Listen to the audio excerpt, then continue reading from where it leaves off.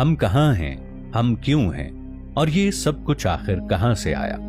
جب انسان رات کے سناٹے میں آسمان کی طرف دیکھتا ہے تو اسے ایسا محسوس ہوتا ہے جیسے کوئی عظیم راز اس کے سامنے پھیلا ہوا ہے، مگر وہ اسے سمجھنے سے قاصر ہے۔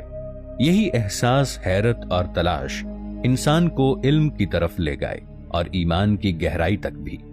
سائنس نے ہمیں بتایا کہ کائنات ایک عظیم دھماکے سے بنی۔ بگ بینگ 13.8 ارب سال پہلے ایک لمحے میں کچھ بھی نہیں سے سب کچھ وجود میں آ گیا۔ وقت، خلا، توانائی اور مادہ، سب کچھ۔ یہ وہ لمحہ تھا جب آدم نے وجود کا لباس پہنا۔ لیکن سوال یہ ہے، اس کچھ نہیں میں دھماکہ کیوں ہوا؟ اس توانائی کا ماخذ کہاں سے آیا؟ یہاں سائنس خاموش ہو جاتی ہے، مگر قرآن کہتا ہے، اعوذ باللہ من الشیطان الرجیم، بسم اللہ الرحمن الرحیم، انما امره اذا اراد شیئا ان یقول له کن فیکون۔ ترجمہ: اس کا کام تو یہی ہے کہ جب کسی چیز کا ارادہ فرماتا ہے تو اس سے فرماتا ہے ہو جا، تو وہ ہو جاتی ہے۔ یعنی وہ دھماکہ دراصل ایک حکم الہی تھا، کن فیکون، ایک ایسا حکم جس سے وقت نے جنم لیا اور کائنات کا پہلا لمحہ وجود میں آیا۔ بگ بینگ کے بعد یہ کائنات مسلسل پھیل رہی ہے، کہکشائیں ایک دوسرے سے دور جا رہی ہیں اور کائنات کا دامن ہر لمحے وسیع ہو رہا ہے۔ یہ وہی بات ہے جو قرآن میں سورہ زاریات آیت 47 میں بیان کی گئی ہے، جس کا مفہوم ہے، اور ہم نے آسمان کو طاقت سے بنایا اور ہم ہی اسے وسعت دینے والے ہیں۔ یہ جملہ صرف ایمان نہیں، ایک سائنسی حقیقت بھی ہے۔ 1400 سال پہلے قرآن نے جو بات کہی، اسے سائنس نے صرف پچھلی صدی میں دریافت کیا۔ یہاں ایمان اور علم ایک دوسرے کی تصدیق کرتے نظر آتے ہیں، لیکن کائنات کا پھیلنا ہی اس کا واحد راز نہیں۔ سائنس کہتی ہے کہ ہم اس کائنات کو جتنا جانتے ہیں وہ صرف ایک جھلک ہے۔ کل کائنات کا صرف 4%، باقی 96% ڈارک میٹر اور ڈارک انرجی پر مشتمل ہے۔ ایسی مخلوقات یا شاید ایسی توانائیاں جنہیں ہم نہ دیکھ سکتے ہیں نہ سمجھ سکتے ہیں، مگر وہ ہر چیز پر اثر ڈال رہی ہیں۔ قرآن میں عالم الغیب کا تصور بالکل یہی کہتا ہے، ایک ایسا جہان جو نظر نہیں آتا مگر موجود ہے۔ سورۃ الحشر آیت 22 میں ارشاد باری تعالی کا مفہوم ہے، وہی ہے جو چھپی اور ظاہر ہر چیز کو جانتا ہے۔ ممکن ہے کہ سائنس جس ڈارک میٹر کو تلاش کر رہی ہے وہ دراصل اسی غیبی نظام کا ایک پہلو ہو، ایک ایسا نظام جو اللہ نے بنایا مگر ہماری سمجھ سے ماورا رکھا۔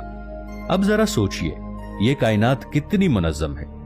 ہر کہکشاں ایک دوسرے سے مخصوص رفتار سے دور جا رہی ہے، ہر سیارہ اپنے مدار میں گھوم رہا ہے اور کہیں بھی بے ترتیبی نہیں ہے۔ یہ توازن اتنا دقیق ہے کہ اگر کشش ثقل کی طاقت اگر ذرا سی کم یا زیادہ ہو جاتی تو کہکشائیں کبھی وجود میں نہ آتی۔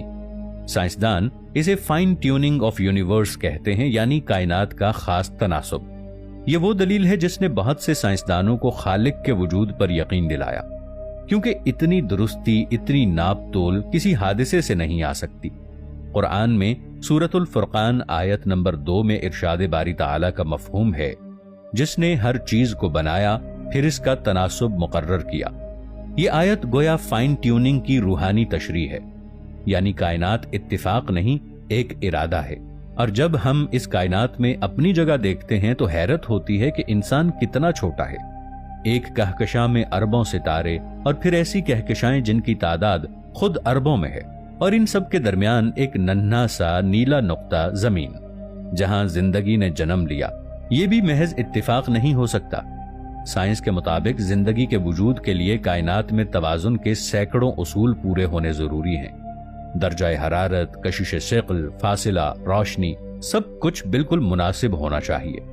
یہ ایسے ہے جیسے کسی نے پورے نظام کو بڑی حکمت سے ترتیب دیا ہو۔ اور قرآن کہتا ہے، سورۃ البقرہ آیت نمبر 22 کا مفہوم ہے، اور زمین کو ہم نے تمہارے لیے بچھونا بنایا اور آسمان کو ایک چھت بنایا۔ یہ کوئی شاعرانہ بات نہیں، یہ حقیقت ہے۔ زمین واقعی ایک مخصوص جگہ ہے جہاں زندگی کے لیے ہر عنصر متوازن رکھا گیا ہے، لیکن کائنات کی وسعتیں صرف ہمارے لیے نہیں۔ قرآن کہتا ہے، اور ہم نے زمین و آسمان میں ایسی مخلوقات پھیلائیں جنہیں تم نہیں جانتے۔ یہ آیت اس بات کا اشارہ دیتی ہے کہ شاید زمین کے علاوہ بھی زندگی موجود ہے۔ سائنس آج اسی سوال کا جواب تلاش کر رہی ہے۔ ناسا نے ہزاروں سیارے دریافت کیے ہیں جہاں زندگی کے آثار ممکن ہیں۔ کچھ پر پانی ہے، کچھ پر فضا، کچھ ایسے ہیں جہاں دن اور رات کا فرق ہزاروں سال پر محیط ہے۔ کیا وہاں کوئی اور مخلوق ہوگی؟ کیا وہ بھی اپنے خالق کی تلاش میں ہیں، یا وہ ہم سے کہیں زیادہ آگے بڑھ چکے ہیں؟ یہ وہ سوالات ہیں جو انسان کے اندر تجسس کی آگ بھڑکاتے ہیں۔ سورۃ الحج آیت 47 میں ارشاد باری تعالیٰ کا مفہوم ہے، اور تیرے رب کے نزدیک ایک دن تمہارے شمار کے 1000 سال کے برابر ہے۔ یہ آیت صرف روحانی معنی نہیں رکھتی بلکہ سائنسی حقیقت بھی ہے۔ وقت واقعی ہر جگہ ایک رفتار سے نہیں گزرتا، کہیں وہ تیز ہے، کہیں سست، کہیں شاید ٹھہرا ہوا۔ کچھ سائنسدانوں کا نظریہ ہے کہ بلیک ہول دراصل دوسرے جہانوں کے دروازے ہو سکتے ہیں، ایک ایسی سرحد جہاں سے گزر کر کوئی مخلوق کسی اور جہت میں داخل ہو جائے۔ کیا یہ ممکن ہے کہ یہی وہ 7 آسمان ہیں جن کا ذکر قرآن میں کیا گیا ہے؟ سورۃ الملک آیت نمبر 3 میں ارشاد باری تعالیٰ ہے، جس کا مفہوم ہے، اللہ وہ ہے جس نے 7 آسمان پیدا کیے، ایک کے اوپر ایک۔ شاید یہ آسمان وہ متوازی جہان ہیں جہاں قوانین فطرت بدل جاتے ہیں، جہاں وقت اور فاصلے کا کوئی وجود نہیں۔ اگر ایسا ہے تو بلیک ہول دراصل ایک جہان سے دوسرے جہان کا دروازہ ہے۔ سائنس کہتی ہے کائنات مکمل نظم کے ساتھ چل رہی ہے، کہیں کوئی حادثہ نہیں، ہر ذرے کی حرکت طے شدہ ہے۔ یہ وہی تصور ہے جو ایمان تقدیر کے نام سے جانتا ہے۔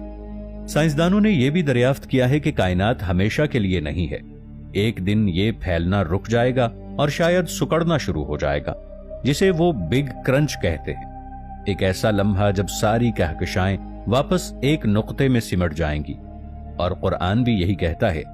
سورۃ الانبیاء آیت 104 میں ارشاد باری تعالیٰ کا مفہوم ہے، جس دن ہم آسمان کو یوں لپیٹ دیں گے جیسے تحریر کے لیے ورق لپیٹا جاتا ہے، یعنی جس طرح اللہ نے اسے پھیلایا اسی طرح ایک دن وہ اسے سمیٹ بھی لے گا۔ یہ وہ دن ہوگا جب وقت ختم ہو جائے گا اور ایک نئی دنیا کا آغاز ہوگا۔ یہاں علم ختم ہو جاتا ہے اور ایمان شروع ہوتا ہے۔ سائنس یہاں تک پہنچ سکتی ہے کہ کیسے ہوگا، مگر کیوں ہوگا، اس سوال کا جواب صرف ایمان ہی دے سکتا ہے۔ کائنات کے کچھ حصے ایسے بھی ہیں جہاں مادہ اور ضد مادہ یعنی اینٹی میٹر ایک دوسرے سے لڑتے ہیں، جب یہ ملتے ہیں تو توانائی میں بدل جاتے ہیں۔ یہی توانائی شاید اس نور کا عکس ہے جس سے اللہ نے فرشتوں کو پیدا